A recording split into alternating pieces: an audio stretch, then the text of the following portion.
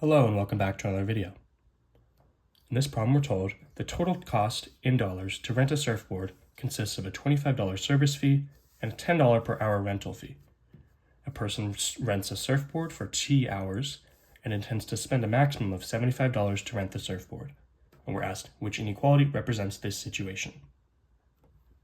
So where we're going to start is this maximum of $75. The total cost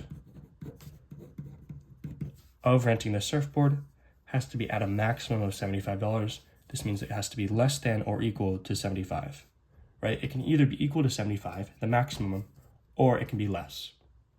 How do we split up this total cost? Well, we have a service fee and an hourly rental fee. So the service fee plus the rental fee make up this total cost, which we know is less than or equal to 75. Now, what is the service fee? Well, no matter how long we rent the surfboard for, that's just a $25 service fee, so 25. Plus, how much is the rental fee? Well, that's dependent on how many hours you rent it for.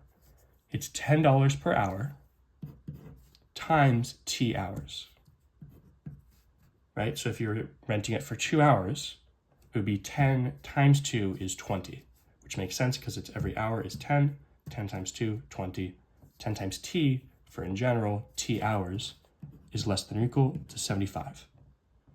So this is our equation, 25 plus 10T is less than or equal to 75. This ends up with D, which is going to be your final answer.